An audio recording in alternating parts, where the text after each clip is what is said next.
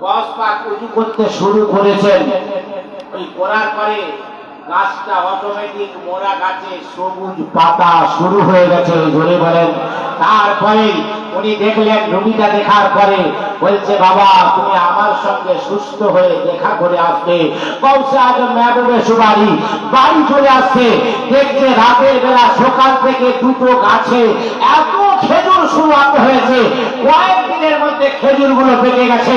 যে বিমার ছিল সঙ্গে সঙ্গে খেজুর গুলো পেরে আমার গৌসে আজমের দরবারে গেছেন। যার পরে বলছে, হুজুর এই খেজুর নিয়েছি, জোরে বলেন সুবহানাল্লাহ। গৌসে পাক দোয়া করছেন, আল্লাহ ওই খেজুর গাছে বরকত দাও।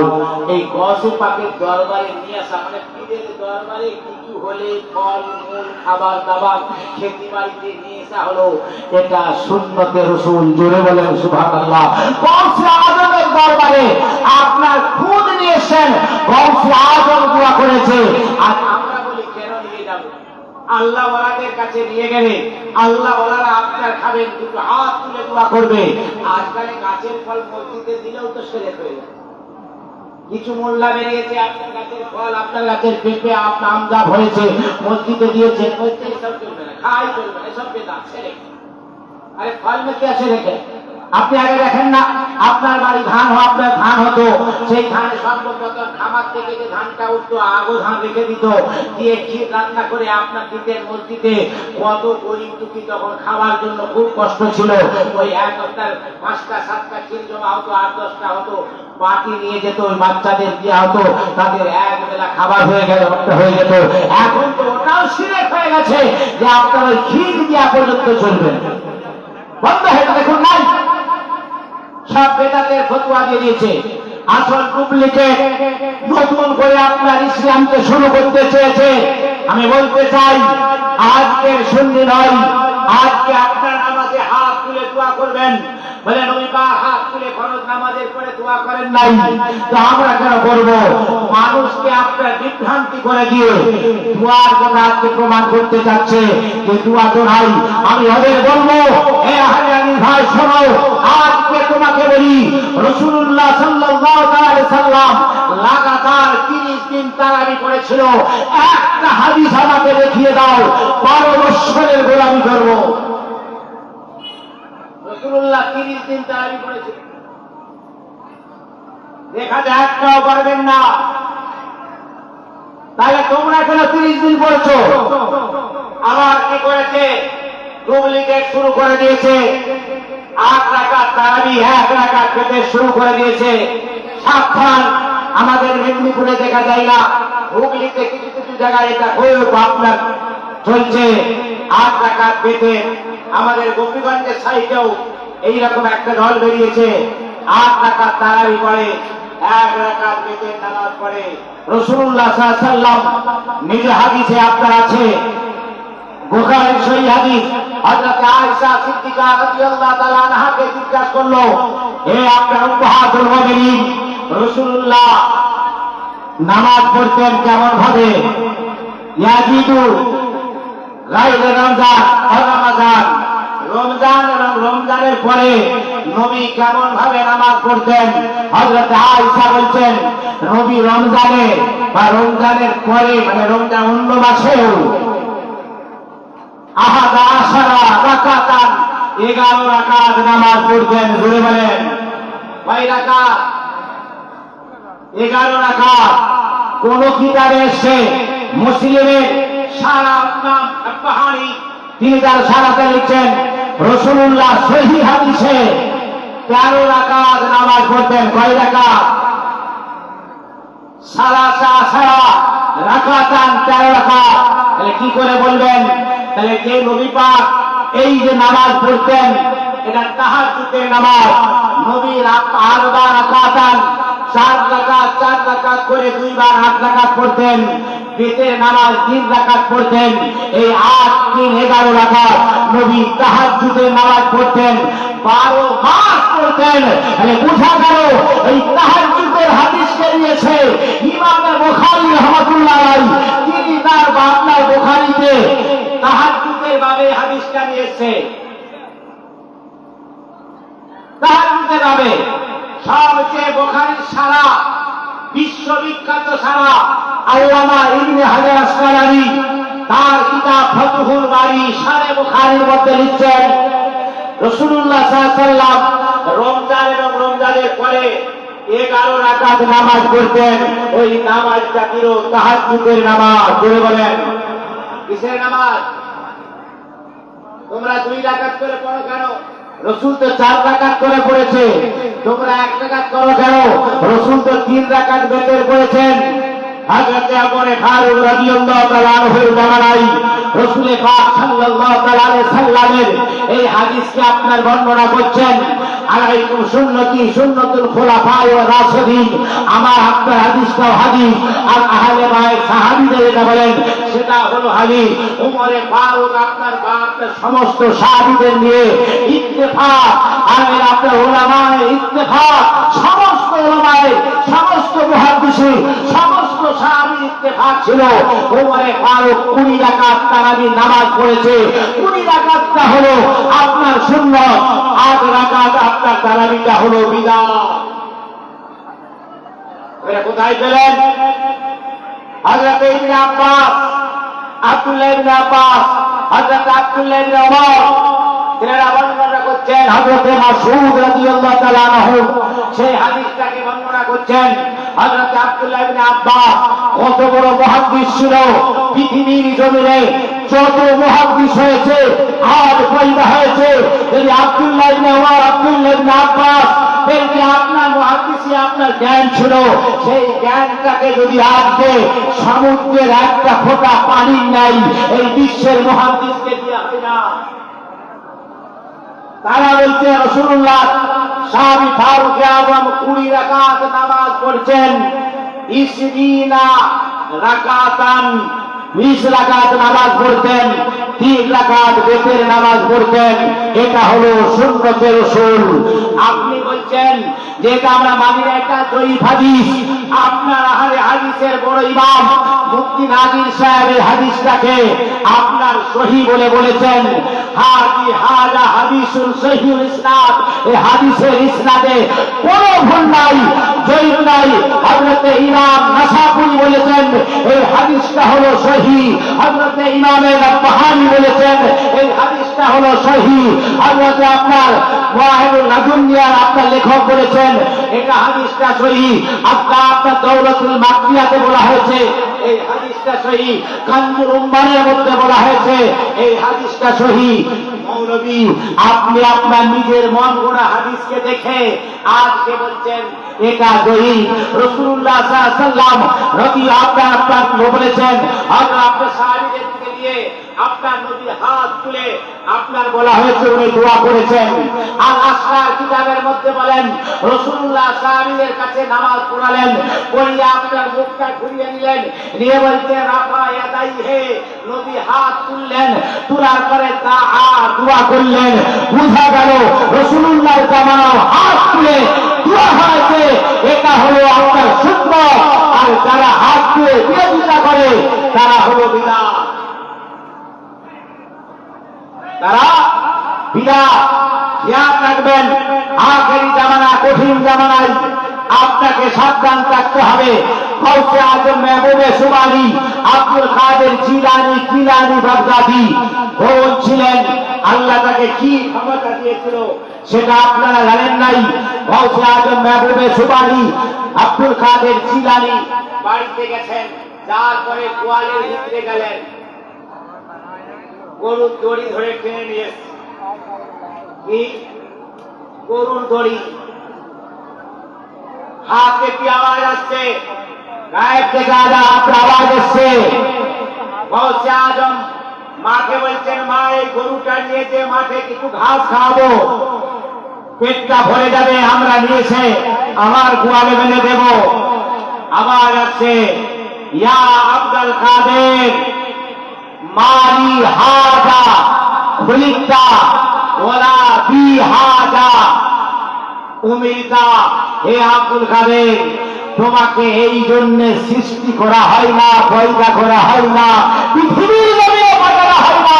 তুমি যে গরু চড়াবে না কখনো নয়, তোমাকে তো মানুষের হেদায়েতের জন্য পাঠানো হয়েছে। গাউসে আজমের কথা বলে কাল্পনিক, সে গাউসে আজমের কথা বলে এটা কথাগুলো সহি নয়। অনুরোধ করব, আখেরি জামানা, কঠিন জামানায় ঈমান আমলকে দুরূস্ত করুন। মুহাম্মদুর রাসূলুল্লাহ সাল্লাল্লাহু তাআলা আলাইহি ওয়াসাল্লাম আজকে আমাদের যে দিন নিয়ে এসে দিয়েছেন, একটা দেখাও।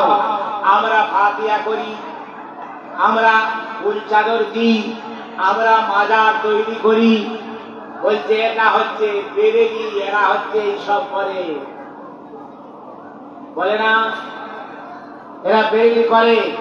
আমি বলছি একবার চ্যালেঞ্জ দেন, 1847 সালের আগে একটা ওহাবি দেখাও, একটা দেখাও আহলে হাদিসের মসজিদ, একটা আহলে হাদিসের মাদ্রাসা, একটা আহলে হাদিসের বুজুর্গের মাজার দেখাতে পারবে না।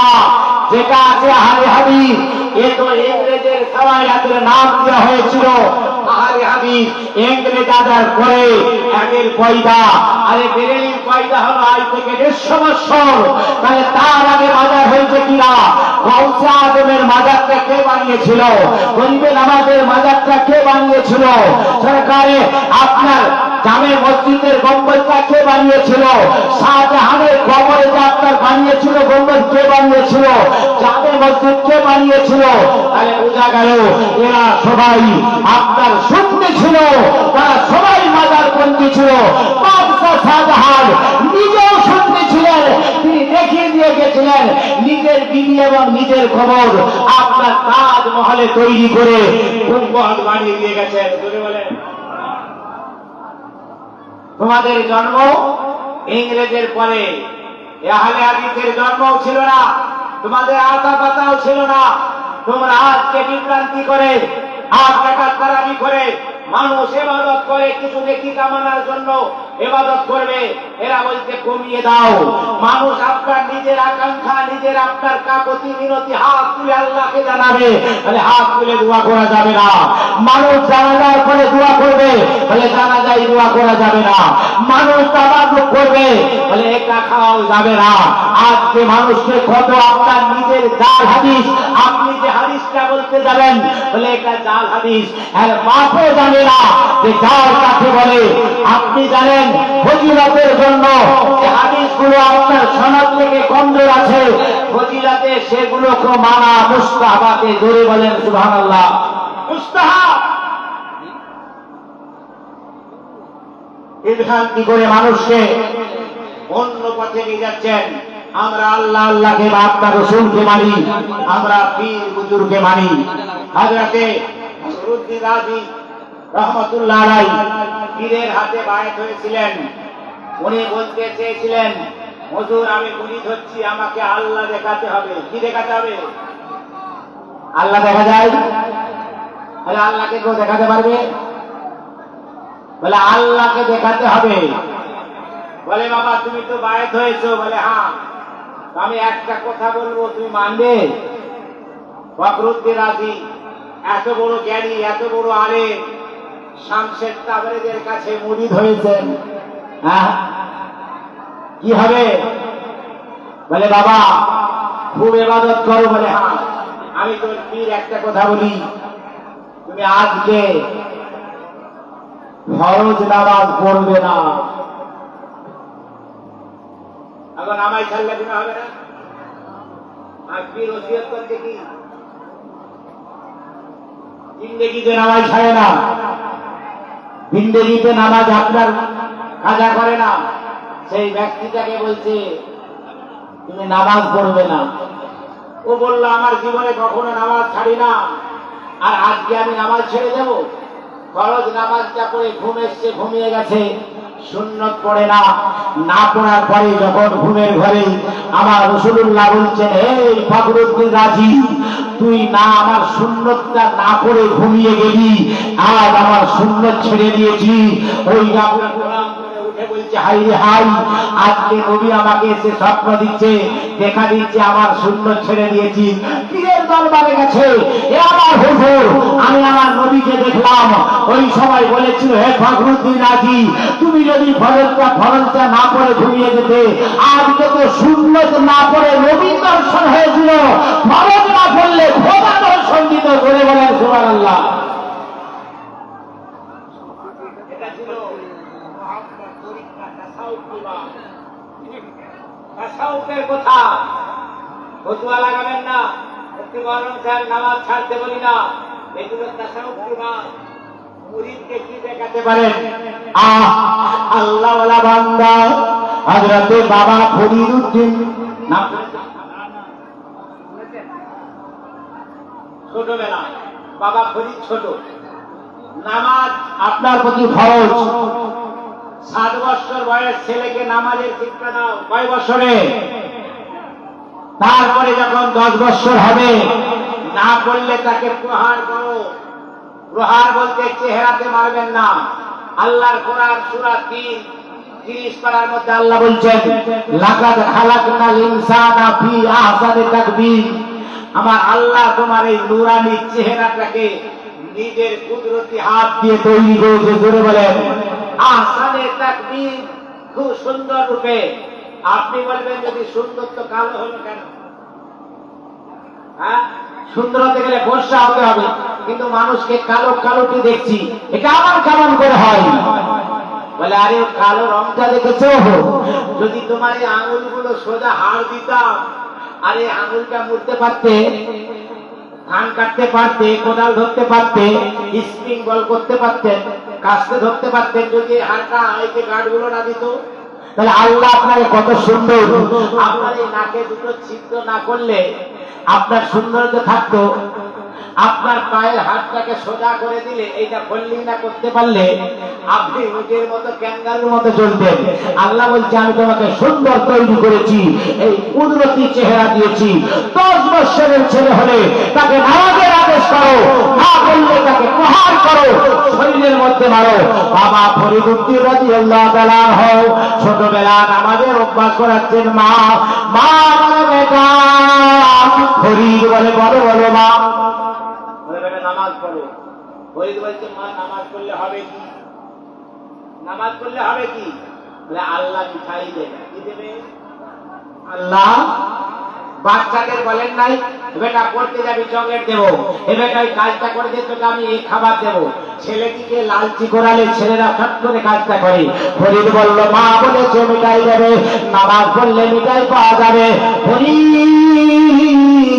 এর মা নামাজি মুসাল্লা বিছিয়ে দিলেন, দেওয়ার পরে চিনির পুলিয়া করে নিচে রেখে দিয়েছেন। ফরিদ নামাজটা পড়লো, জোহরের নামাজ পড়ার পরে মুসাল্লা গুড়িয়ে নিয়েছেন, দেখছে চিনি। আরে নামাজ পড়লে চিনি পাওয়া যায়, দেখে খুব আনন্দ। দ্বিতীয় রাতটা আবার সময় এলো মাগরিবের নামাজ। মা কি করলেন? পুড়িয়া করে মুসাল্লা বিছিয়ে দিয়েছেন। বেটা ফরিদ নামাজটা পড়ে নাও। নামাজটা আদায় করে নিলেন, আবার পুড়ে নিয়েছে।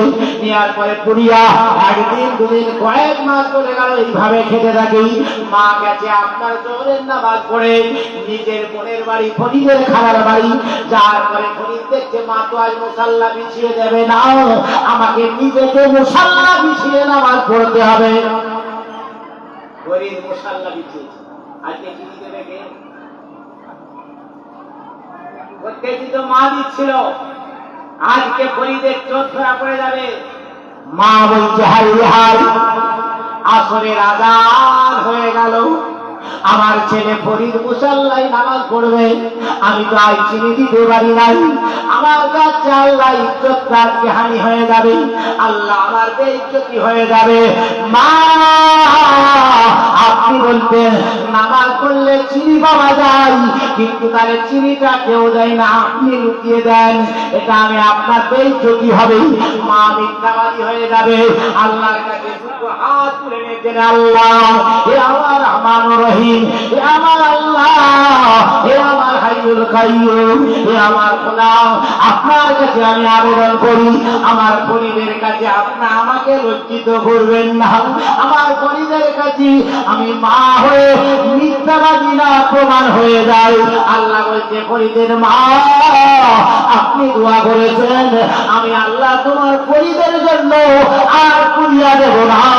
ফরিদ মুসাল্লা উঠাবে, আমি আল্লাহ একটা চিনির খাজানা বানিয়ে দেব। জোরে বলেন। মা দোয়া করেছে। এ পাশে ফরিদ মুসাল্লা নিচে, আল্লাহু আকবার।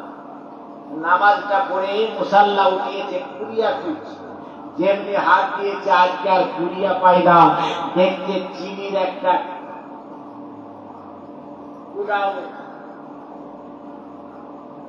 চিনির একটা বিরাট মানে খাজানা, চিনির একটা বিরাট আপনার কুয়া পাওয়া গেল।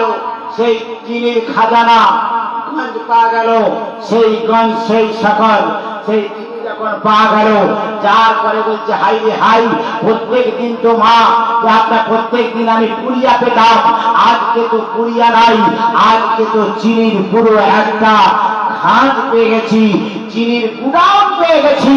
সঙ্গে সঙ্গে মা পৌঁছিয়েছেন। মা, আপনি তো আপনার নামাজের মুসাল্লা বিছিয়ে দিতে, সেই মুসাল্লার নিচে আমি একটা করে প্রিয় আপনার কুড়িয়া পেতাম, আজকে আপনি বিছান না, আজকে আমি মুসাল্লা বিছিয়েছি, আজকে কুড়িয়া পাই না, আজকে চিনির খাজানা পেয়েছি। করে বলে ফরিদুদ্দিনের নাম হয়ে গেল ফরিদুদ্দিন গঞ্জে।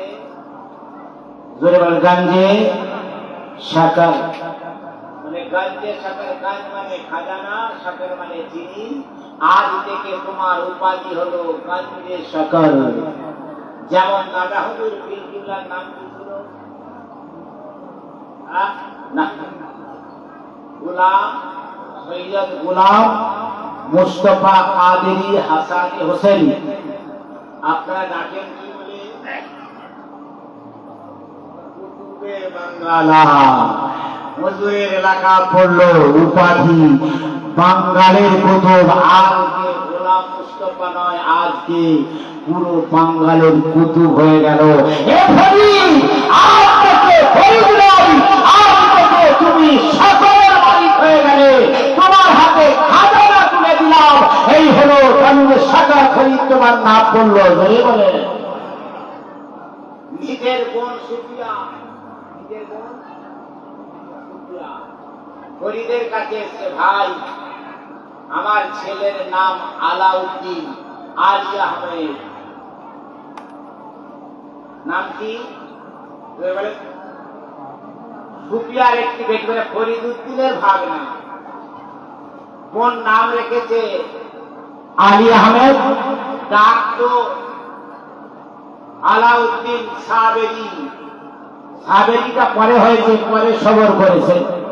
আলাউদ্দিন বেশ বড় হয়ে গেছে, এসে আপনার বলছে, আমার ভাই, আমি আপনার স্বামীকে আলাউদ্দিনকে আপনার দরবারে রাখতে চাই, আপনি একে আল্লাহ ভোলা বানিয়ে দেন। বাবা ফরিদ বলছে, বোন, আমার দুটো ওসিয়ত, যদি দিনের আলেম বানাও তাহলে আপনার 2 দিন 4 দিন ছাড়া দেখতে আসতে পারবে। কিসের আলেম? দিনের আলেম বানাও, 2 দিন 4 দিন ছাড়া দেখতে আসতে পারবে। আর যদি মারেফতির আলেম বানাও, জীবনে একদিনও দেখতে আসতে পারবে না। এই দুটো শর্তের তুমি কোনটাতে রাজি? উনি বললেন, আমারও ভাই, আমি আর 12 বছর দেখতে আসবো না, আমার ছেলেকে আপনি মারেফতের আলেম বানিয়ে দেন। জোরে বলেন। সাবিরকে বলল, ভাগ নাই। বলে, হুজুর বলেন। বলে, আজ থেকে এই নম্বরখানার মালিক তুমি। ফরিদুদ্দিন গঞ্জে শাকর ভাগনাকে দায়িত্ব দিল, আর নিজে জঙ্গলে চলে গেল। 12 বছর যখন পুড়ে গেল, খোঁজি দিল, মা ওখান থেকে ফরিদের বোন এসছে।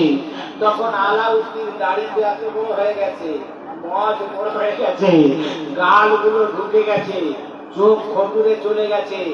এই হাল দেখে বোন তো রেগে অস্থির। এই আর আপনার ফরিদ বলে, বোন কখন এলে? বলে, এই এলাম।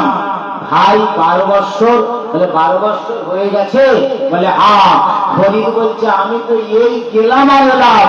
ফরিদ জঙ্গলে 12 বছর ইবাদত করে যখন ফিরে এসে বলছে এই গেলাম আর এলাম। বলে এ সাবির তুমি আমার কাছে এসো। বলে কি? বলে সাবির তুমি কি খাওয়া দাওয়া করো না? তুমি যে আপনার লঙ্গর চালাবার সময় তোমার খাবারটা লাউনি। বলে আপনার আম্মা আপনার মামা যান, আমি সাবির কালিয়ায় আপনার সাবির হচ্ছে আপনার আলাউদ্দিন সাবির বলছি। আপনি যেই দিন থেকে আমাকে আপনার দায়িত্ব দিয়েছিলেন আপনি আমাকে খাবার কথা বলেন নাই। আমি লঙ্গরের খাওয়ান দাওয়ান করিয়েছি, সব দেখভাল করিয়েছি। 12 বছর আপনার সাবির কোনদিন এক লোকমা খানা খায় না। ধরে বলেন 5 বছর আপনাকে দায়িত্ব দিলে ও ফরিদরা মুরগিদের পেট ভরিয়া নম্বর খানা 12 বছর সাবির খাননি।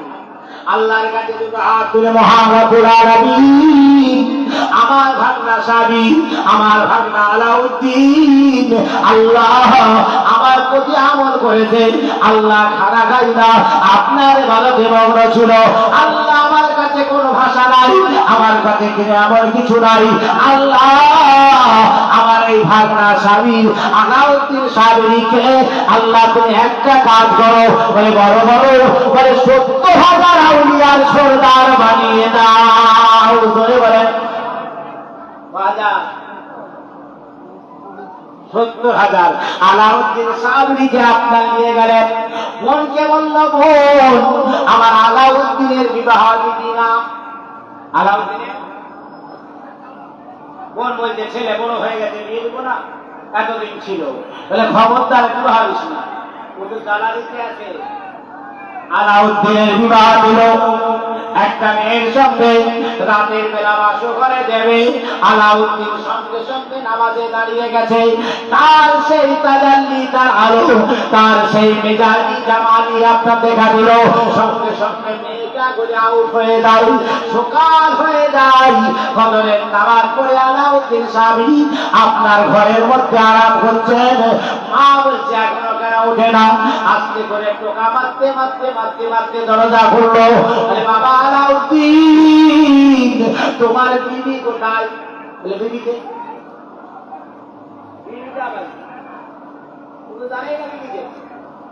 বিবি কি?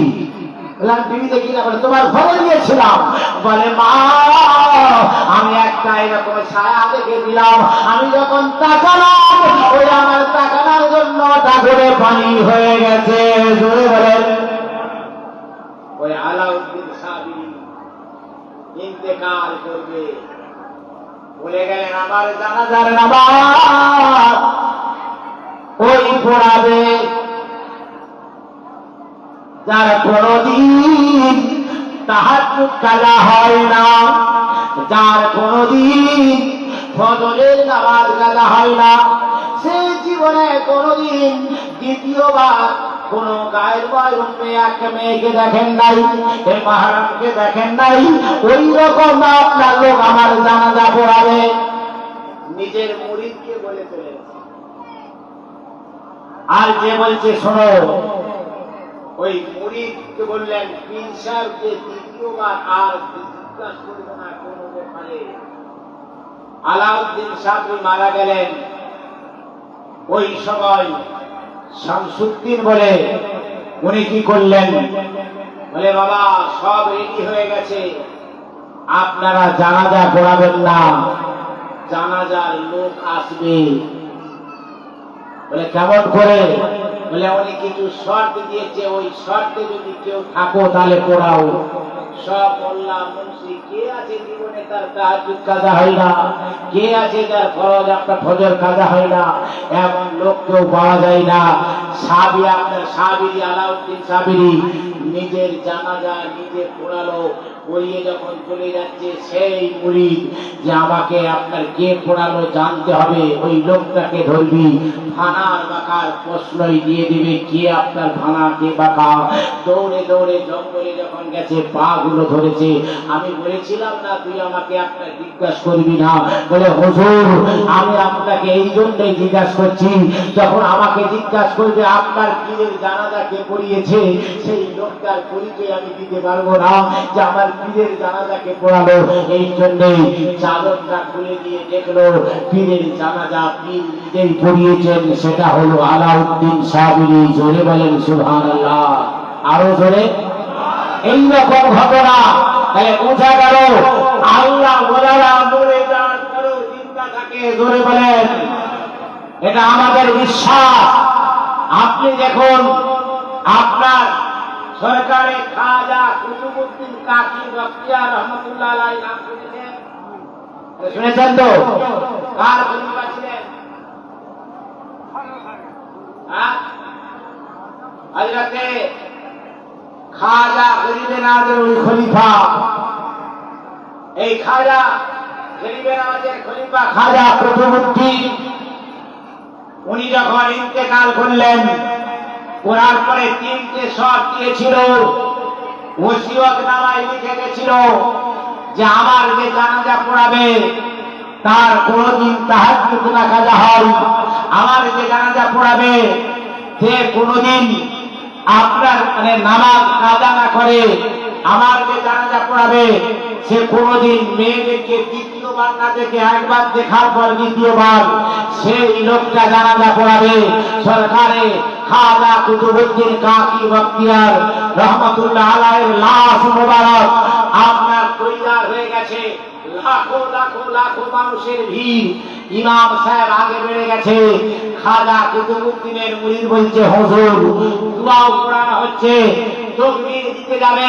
উনি বলেন আমার পীর মুর্শিদ একটা ওসিয়ত করে গেছে, যে ওসিয়ত 3 লাইনের লেখা, এই ওসিয়তটা যার মধ্যে থাকবে সেই আমার পীর খাজা কুতুবউদ্দিনের জানাজা পড়াবে। জোরে বলেন। ইমাম সাহেব বলল কি ওসিয়ত? বলে আপনি সব তো বলে দিলেন, ওসিয়তটা আমি করে শোনাচ্ছি। সঙ্গে সঙ্গে ওসিয়তটা দিল, জীবনে যার তাহাজ্জুদ কাজা হয় না ইমাম সাহেবের পা মাটিতে থাকবে।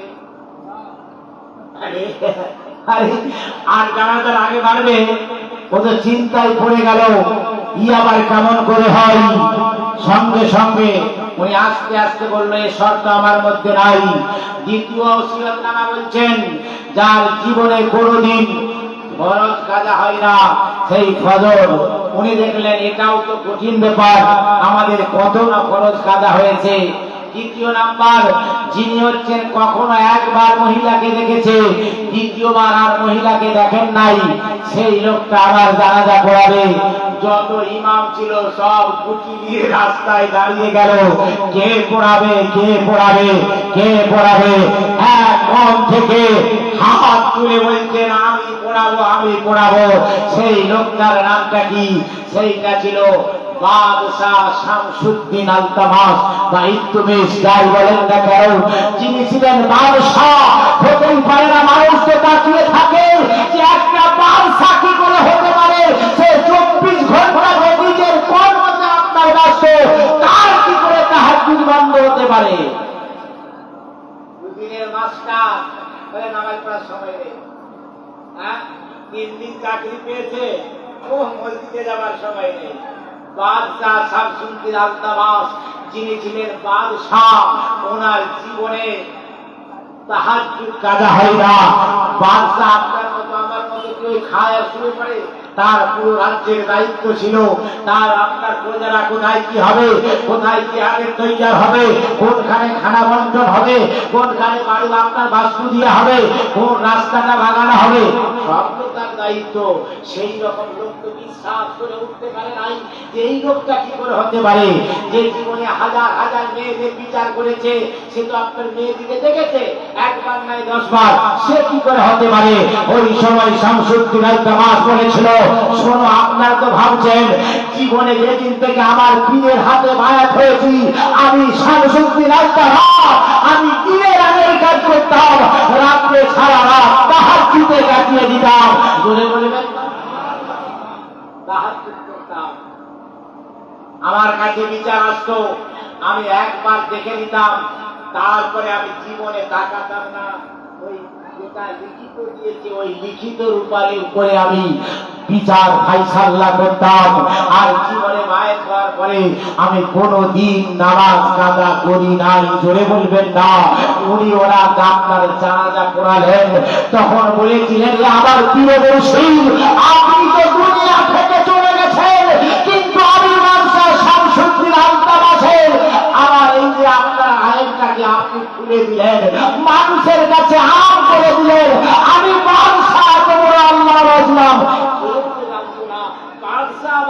এত বড় হবে। কিন্তু আমার যে আপনার লুকায়িত ধনটাকে আপনি প্রকাশ করে দিলেন, কোন আপনারা আপনার খাজা কুতুবউদ্দিন আপনি জানেন না। যখন আজ আপনার দিল্লির মুখে হযরতে খাজা কুতুবউদ্দিনের উপরে তহমত লাগানো হয়েছিল, যখন ওনাকে দেখতো মানুষরা কালমা পড়ে মুসলমান হয়ে যেত, দেখলে খাজা কুতুবউদ্দিনকে মুসলমান হতো, তখন বেঈমানরা চিন্তা করলো খাজা কুতুবউদ্দিনকে যদি আপনার রোকা যায়, ওকে মেয়ের তহমত লাগাতে হবে। একটা ভাড়াটিয়া মেয়েকে দিয়েছে, তার গর্ভে একটা সন্তান আছে, যে বলছেন এই বাচ্চাটা খাজা কুতুবউদ্দিনের। আর তখন ছিল জানিয়া তো জানি ফাজলে দূর মিয়াতা কুল্লাহু মিয়াতা জিন্দা, যদি জেনা করে সে বিবাহিত হয় রজন করতে হবে, ঘেড়ে মারতে হবে। আর যদি অবিবাহিত হয় তাকে 100 টুকরা মারলে মৃত্যুদণ্ড। তারে ওই মৃত্যুদণ্ড কে দেবে?